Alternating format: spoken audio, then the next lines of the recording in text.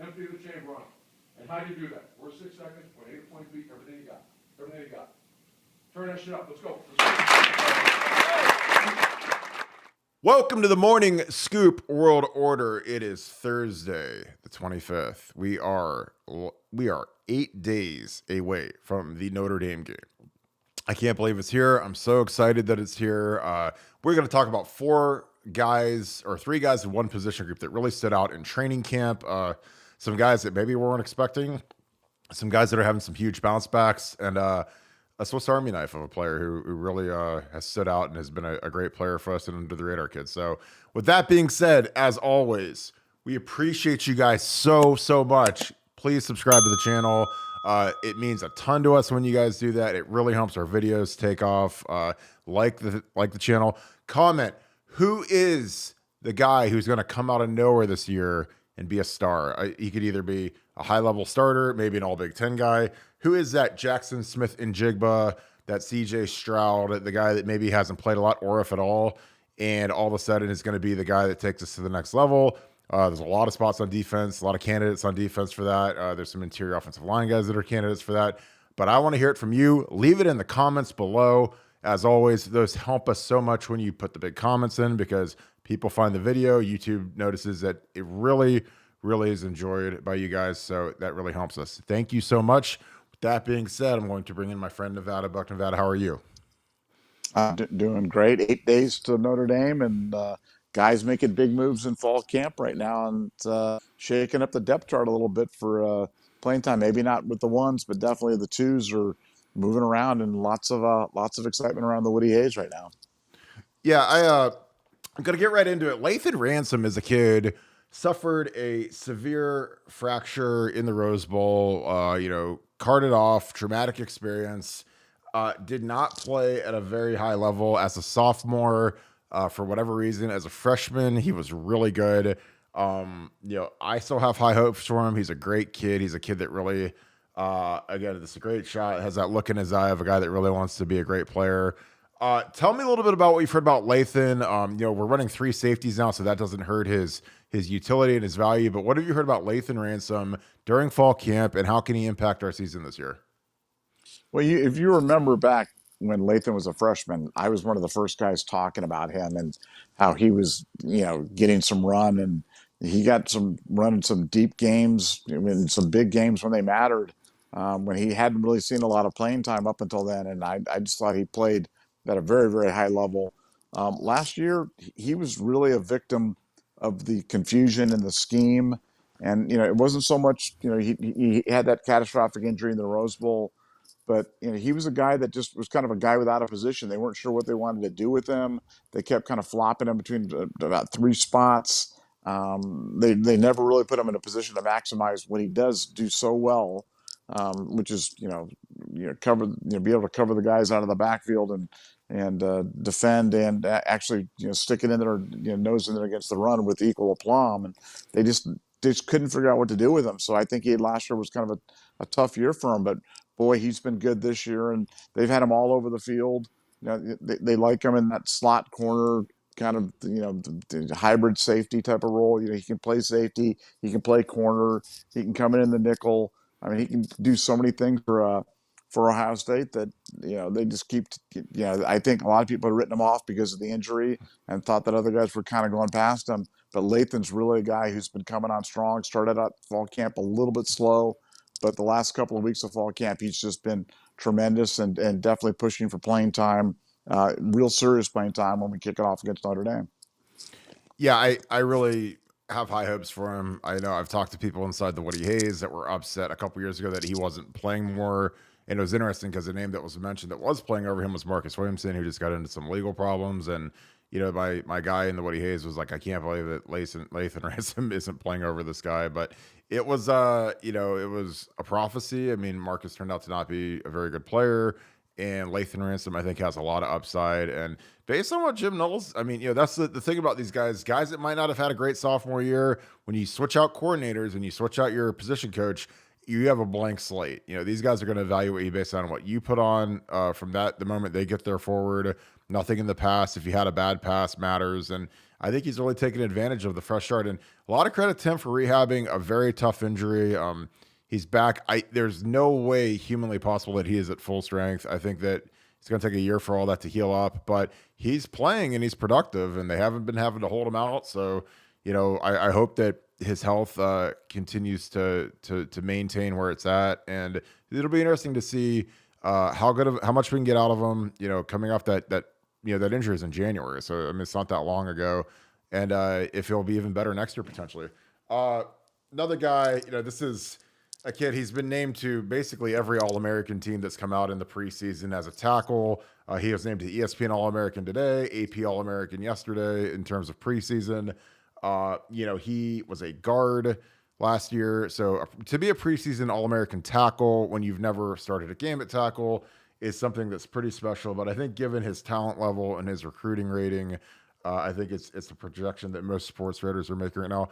Talk to me a little bit about Paris Johnson. What do you expect from him? Obviously, he's hardened up from battling JT Tuimoloau and Jack Sawyer over and over again. But talk to me a little bit about these guys making Paris a better player at tackle. Well, Paris really struggled the first half of fall camp, and that I think we put that out there. You're not bagging on a kid saying that because he's going up, as you said, against some of the best defensive ends in the nation, and he, I wouldn't say there was concerns, but it was definitely, more days than not, defensive ends were getting the better of the offensive line, and I think he's really kind of righted the ship with that. Now he's at least getting stalemates of not getting wins against some very good defensive ends, and he's settling nicely into that left tackle position. He's got all the physical tools that you want. He's got all of the mental. He's a great kid. He's a kid that loves to be in the weight room. He loves to be in the film room. He's a student of the game. Very, very intelligent. Has a great feel for the game. Has every attribute you'd want out of an elite left tackle. And such a smart kid. I know he's talking about graduating early, I believe, and you graduate early, become a first-round pick. I'm not sure if anybody's ever done that before at Ohio State. In his particular position, he's a rare kid.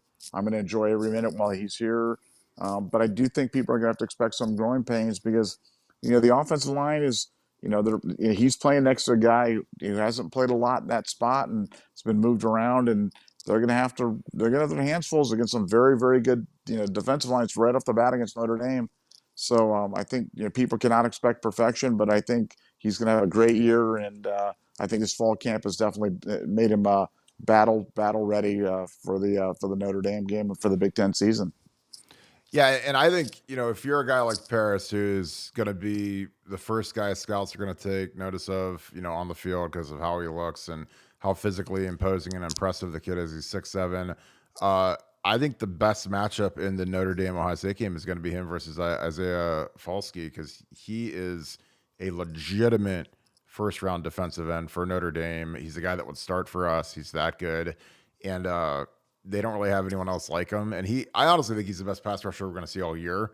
So, to get him right out of the gate, your first start at left tackle in the horseshoe, our tackles better be amped up and ready to go. And I also think that our coaches better have a good plan for this guy because he is a game wrecker, and I'm not trying to make too much of it, because we played Aiden Hutchinson last year, and I think he's probably about on that level. It might be a touch lower, but, Aiden Hutchinson from his junior to senior year had monumental growth. So this kid's going to be better than he was last year. And he's 6'6", he's 6'5", 260. So he's not a light guy. He's not a slow guy. He's really explosive. He was a 5-star recruit, could have gone to Bama, Georgia, Clemson, anywhere. And he picked Notre Dame. So this is a different cat, and our guys got to be ready to go. I think, with Paris, it all comes down to consistency. I think that he has the ability to be a Tyron Smith top 10 tackle easily. Physically, he is that. It just comes down to consistency in his pass set, and just finishing every play. And he's got more than enough ability to. He plays with a tremendous mean streak. He's an amazing kid. He has his own charitable foundation. He'll be 3 and out, first round NFL pick. Have his degree. It's about as good of a career as you could have, at Ohio State. And he just has to wrap it up and have a big year and get his All-American tree and keep it cranking. Our next guy is a Well, fan now, favorite. Oh, Kirk, good. let me just bring back one more point on Paris, just because I do Yeah. think this is important, and just because there is a parallel that that maybe I still have post traumatic stress disorder about, but what was when Khalil Mack lined up against Taylor Decker, and Hmm. Taylor gave up some action there, and people were all over Taylor, and we didn't really realize how good Khalil Mack was at the time Oh for yeah. little old Buffalo. But Yeah. this kid from Notre Dame is legit. So I just Hmm. want people to know, who Paris Johnson's going up against is an absolute legit top of the draft type of guy, and it's going to be one of the most intriguing matchups of the entire game to keep an eye on it. As you said, but I want people to just be a little bit patient because this guy he's going up against is not a tomato can. This guy's a high end defensive end, and it's going to be a perfect matchup to keep an eye on. Yeah, I mean, this guy would start at Bama, Georgia, us, Clemson. Like, I mean, he's like one of those kind of guys. He's not a traditional, like a Notre Dame. And Notre Dame's got talented kids, but they don't have like Georgia, Bama defensive end type guys. But this guy is absolutely one of them. And it's funny, you bring up the Taylor Decker matchup. I remember vividly, I was sitting in Gordon Gee's suite, and I remember watching that game. And I'd texted Urban early in the week, and I sent a little screenshot that was of Khalil Mack, and it was a, RotoWire. It was one of these old sites that said, he's projected to be a first round pick, and the Ohio State game is really big to him. And, I just said that to Urban because, sometimes like when you look at the jersey, you don't assume that a guy's going to be a first, especially Buffalo or Akron or Kent State or whatever. Like, you don't assume that this guy is really good. And I was like, just so you know, like NFL scouts are aware of this guy and they're projecting he's going to be a first round pick. So, I mean, he's got to be doing something pretty incredible. And, I didn't study him before the game. I've studied Isaiah Folsky. He's really good. And, with Khalil Mack, like I remember Taylor struggled, but Jack Mewhort struggled too. And Jack was a senior captain, All-American, like fantastic player. So when he was giving Jack problems, that's when I knew this guy was real. Like, I expected Taylor in his first start to give up some pressure and not, be the first rounder that he turned into as a 19-year-old first time starter. But, with Jack, I mean, when he was giving Jack issues, who's a fifth year senior left tackle, that's when I knew that guy was real. And it turns out he's an NFL Hall of Famer. But, sometimes you don't realize that. But, it's easier when it's a Notre Dame guy. And this guy's made every preseason All-American team too, just like Paris has. So, of all the matchups that I think scouts are really excited about that are going to be like a head-to-head matchup, this guy versus Paris and DeWan is going to be an opportunity for that end to make a lot of money, or for our tackles to make a lot of money. So it's going to be a fist fight. But the good thing about the Buckeyes is we've got JT and we've got Jack Sawyer, and those guys are as good as he is. So they might be a touch below because they're a little bit younger, but they'll be every bit the challenge. The next guy, another guy's the challenge, Tyleik Williams, a kid that I have no idea why he played so little last year. I would assume there was some immaturity issue off the field or something because it wasn't talent. It might have been conditioning. But talk a little bit about Tyleik. He was 360 when he got here. He's down to 330, a svelte 330. Very explosive kid. Talk a little bit about Tyleik and how he fits in.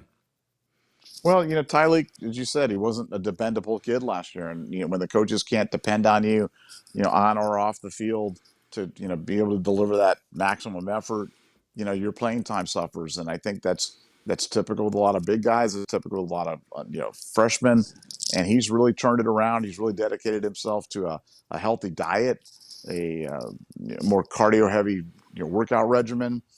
He's killing the physical fitness testing right now, and as a result, he's able to go, 3, 4, 5, 6, 7, 8, 9, 10 plays in a row instead of just one or two and then disappear. So I think Tyleik is one of the first guys that we were talking about last year, just because he's got that explosive first step that all those truly great defensive linemen have. He's got it. He's got that BB Landers kind of explosion in a much bigger body, in a much bigger frame. So I expect huge things out of him. I think he's going to be just a load, and we need him to be because, frankly, while our ends have been good, our interior defensive linemen have just been kind of guys, and we need somebody to step up and stop just being a guy and start taking over games. And Tyleik is definitely poised to do just that, and I think he'll have an all Big Ten type of season for the Buckeyes, and I can't wait to see it. Yeah, I mean, we really haven't had a standout interior pass rusher since Draymond takeoff. I mean, Haskell was okay, but he got cut. He's out of the NFL right now, as a rookie. So, it's one of those things where we really got to get back to having some dominating defensive tackles like we did the year we won the championship, when we had Adolphus Washington and we had Michael Bennett, two guys that were really physical kids, tough kids, but kids that also really they were super athletic for their positions. And I feel like we have some of that with him, with Mike Hall. Some of these young guys. I mean, the scary thing is that I think our four best D linemen are all the sophomores, so they're all going to be back next year. And I can't even imagine how good that group's going to be once they have another year under their belt. But I look for them to take over and really start, hopefully seizing some playing time. Now, with that being said, with how good these guys have been, it's made Tyron Vincent raise his game. It's made Cage raise his game. Our nose guard, our three technique, the starters, the older guys, because you don't want to get beat out by a true sophomore. I'm just being real. Like, if you're a fifth or a sixth-year guy like John Cage is, you do not want to get beat out by a guy who's 18 years old, 19 years old, because that's just for your mental and psyche. Like, it's just not what it is. But these guys, they're going to push them, and I think that's why Teron, Vincent had his best camp by far. And that's the thing that it's going to be interesting to see how much of that carries over into the Notre Dame game, because we have to disrupt their running game. We have to get after their quarterback, and we can't have a game like a Purdue where they throw it 65 times and we don't record a single pressure ever again. The last group we're going to talk about is probably one of my favorite groups, because they're just the blue collar, lunch pails, Kevin Wilson's room, the tight end room. Mitch Rossi is a Nugget legend that we talked about last year. And I didn't even know who he was. And you wrote a nugget about him. And I was like, who is Mitch Rossi? And then you said, hey, my guy says he's going to play and he looks really good. And I was like, okay. I mean, and it's nothing against Mitch, but this was not a 5-star guy, a 3-star guy. He's a walk-on, turned into a scholarship guy. Tell me a little bit about Mitch Rossi and Cade Stover as the likely 1-2 combo to start the Notre Dame game at tight end. Well, like you said, they're just, those guys are kind of those glue guys that keep the team together, that do all the little things. They've been going through, they realize they're going into the games, they're not going to catch a lot of balls. They're being asked to do a lot of things, flex out, flex in, try to create some numbers mismatches. I think throughout the fall, they've been really working on trying to, create some numerical advantages to the short side of the field, where they rolled them over. I think the Minnesota game last year, where they ran Mayan Williams down the sideline, kind of took it. Mayan went the wrong way, but the play set up beautifully, and something that they're going to try to incorporate that into their playbook this year. But it's all because of these tight ends that they can kind of move around the field and see if they can get a guy to kind of hold the edge, get to the secondary guy, and create a lane for that running back. And I'd like to say they're going to catch a lot more passes this year. I think they'll be opportunistic. They when the ball's thrown to them, they do catch it. And I think Mitch is a guy that I just love. Like I said, I love stories of guys that came from nowhere. He just kept making play after play or play last fall camp. It's continued into this fall camp. And I expect him to be a more than solid contributor, as you said, for a position group that I think in some ways is kind of the unsung key to the Ohio State offense being as good as it is, because they're the ones that are kind of creating those little edges that you need when you're breaking those big plays. And I think it all goes back to the tight ends, and Mitch and Cade are two vital parts of that. Yeah, I completely agree. I think that the tight end wing formation that Ryan likes to run, usually into the short side of the field, and then he puts his two monster wide receivers out to the wide side of the field with Marvin and Jackson Smith in the slot. It's really difficult to defend. I mean, if you overload, where the two All-American receivers are, they're going to run it into the boundary and they're going to kill you.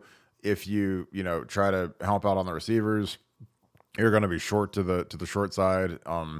It just, it's a really tough formation. I know why Ryan loves it. You can put, Mitch in motion as the wing and run a little cross, route that's hard to defend. You can run a little cross block. I mean, he's got a really nice little set of concepts that he does out of that formation. And for me, I love it. When you have these kids that are just tough kids, he's a good athlete. You can catch the ball. Him and Cade are both opportunistic. And again, like it's hard, especially last year and even this year. It's like last year when you have Garrett Wilson and Chris Olave as the top two receivers, and they're the top two options on most passing plays, and nobody can guard them. Like no one can check Garrett Wilson one-on-one.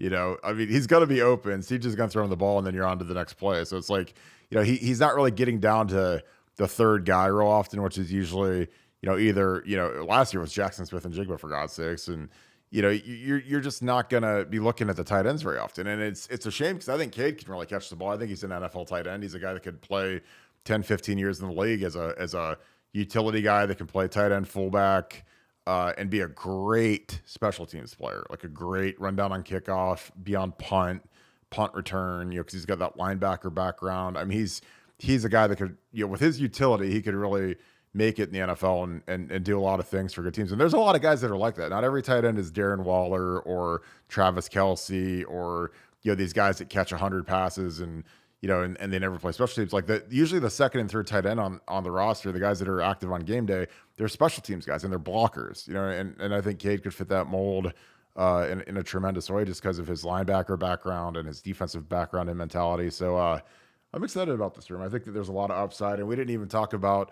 the two quote unquote receiving tight ends in Joe Royer and G Scott. Those guys, Royer was banged up to start camp. G Scott is still converting. He's still getting used to his 240-pound frame. So it's going to be interesting to see how much playing time the rest of the room gets. I can't imagine, you can keep them off the field because they're two athletic weapons.